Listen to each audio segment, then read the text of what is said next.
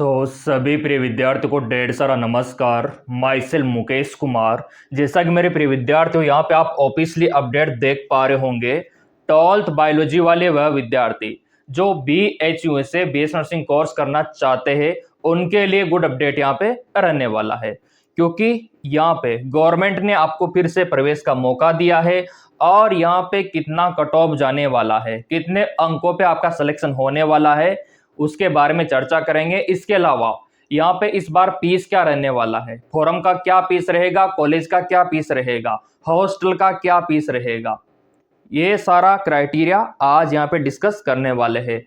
पूरा अपडेट आ चुका है, इसका पूरा टाइम टेबल आ चुका है। यहाँ पे आप देख सकते हो ये BHU का है और ये इसका ऑफिशियल वेबसाइट रहने वाला है। अब यहाँ पे कौन कौन से दस्तावेज चाहिए फॉर्म भरने के लिए। सो बेसिकली अगर आपके पास में 10वीं 12वीं का मार्कशीट है और आपके पास में आपका कास्ट का सर्टिफिकेट है और आपके पास में होना चाहिए आपका गवर्नमेंट ID। अब यहाँ पे अगर आप देखोगे, चलिए इसका जो फीस का स्ट्रक्चर है और इसका जो अपडेट है वो आप कहाँ से फिलअप कर पाओगे BHU के रिगार्डिंग। तो बहुत ही कम फीस यहाँ पे रहने वाला है और कट ऑफ की अगर मैं बात करूँ तो बहुत ही कम इस बार जाने वाला है। यहाँ पे आप देख सकते हो ये BHU का जो फीस स्ट्रक्चर है वो आ चुका है हर एक कोर्स के लिए। यहाँ पे आप BS नर्सिंग का देख सकते हो, BHU BS नर्सिंग का, BHU BPT का है ना, BNYS का देख सकते हो, फार्मेसी का देख सकते हो, MBBS BDS का देख सकते हो। सभी का फीस BHU ने यहाँ पे जारी किया है। MBBS का देखोगे तो उसका भी फीस बहुत कम है और BS नर्सिंग का देखोगे तो बहुत कम फीस है। BS नर्सिंग का आपका फर्स्ट ईयर का फीस मात्र 15,276 रुपया रहने वाला है। सेकेंड ईयर का फीस मात्र 12,486। थर्ड ईयर का भी यही रहेगा 12,486। फोर्थ ईयर का भी यही रहेगा क्योंकि 4 साल का कोर्स होता है 12,486। अगर आप प्राइवेट से करते हो तो आपको सालाना 1,00,000 रुपया देना होता है प्राइवेट में। यहाँ पे देखो कितना कम है, मतलब हर साल आपके 90,000 रुपए की बचत है सीधी सीधी। तो यहाँ पे आपको अवश्य फॉर्म भरना चाहिए। फॉर्म कहाँ से भरना है, कैसे भरना है, उसके ऊपर भी डिस्कस करेंगे। तो ये फीस का क्लियर हो गया। अब ये तो कॉलेज का फीस हमने देख लिया, फॉर्म का क्या फीस रहेगा। तो देखो अगर आप जनरल OBC में आते हो ना तो आपका जो फीस रहेगा फॉर्म का वो रहेगा 1,000 रुपीज, ठीक है। अगर आप यहाँ पे SC/ST में आते हो तो आपका 500 रुपया फॉर्म फीस रहेगा। और इसका एप्लीकेशन फॉर्म अभी मैं आपको दिखा देता हूं क्योंकि साइड पे अभी बहुत सारे प्रिय विद्यार्थी विजिट यहाँ पे कर रहे हैं। ये देखिए ये अपडेट आ चुका है और यहीं से आपको भरना होगा।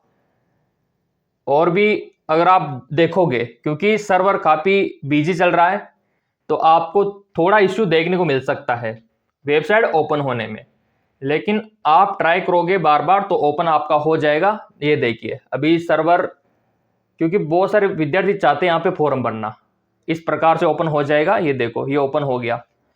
ये इसका पंजीकरण MBBS BDS और BSc नर्सिंग, तो आपको BS नर्सिंग करना है तो उसके लिए भी ये फॉर्म यहाँ से आप फिलअप कर पाओगे। ये देखिए medical counselling committee government of India MBBS BDS BS nursing, तो यहाँ से आपको फॉर्म भरना होगा। अब यहाँ पे आप बोलेंगे सर कट ऑफ कितना जाएगा। देखो मेरे प्रिय विद्यार्थियों इसका फर्स्ट राउंड हो चुका है BHU का, मैंने आपको अपडेट भी किया था, लेकिन कुछ विद्यार्थी को पता नहीं था।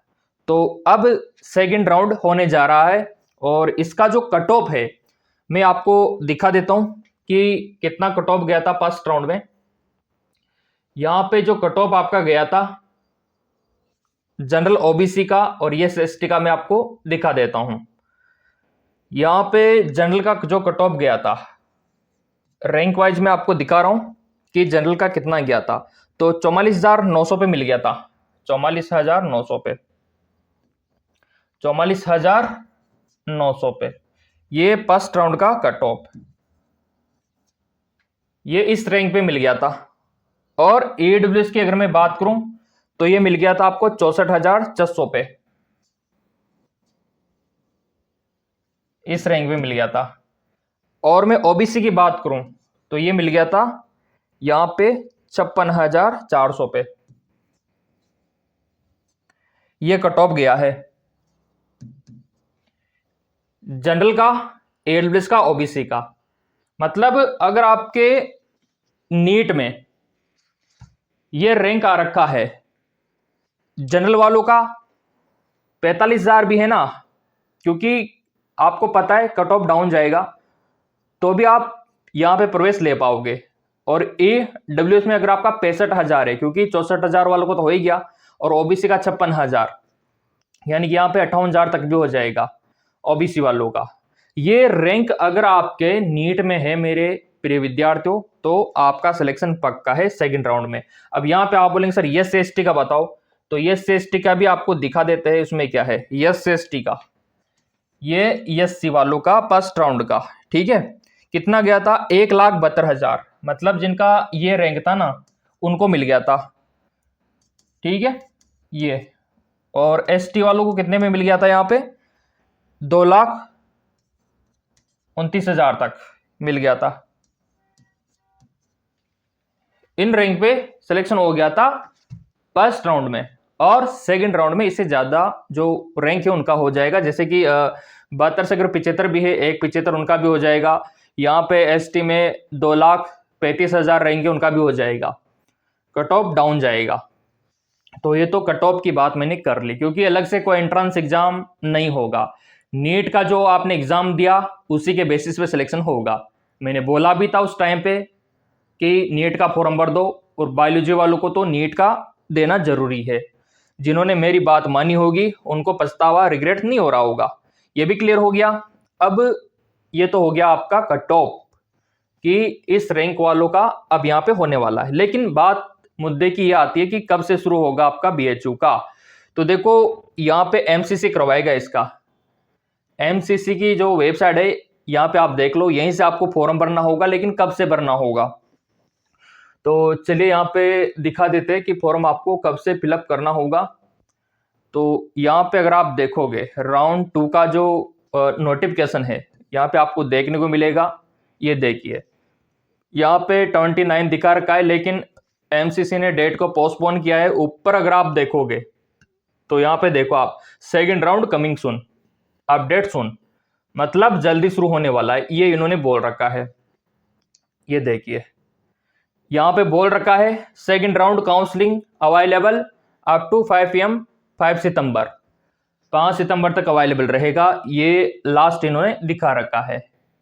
तो एमसीसी यहाँ पे चेंज करता रहता है डेट को, और पहले 29 दिखाया था, लेकिन अब लास्ट डेट यहाँ पे दिखा रहा है 5 सितंबर।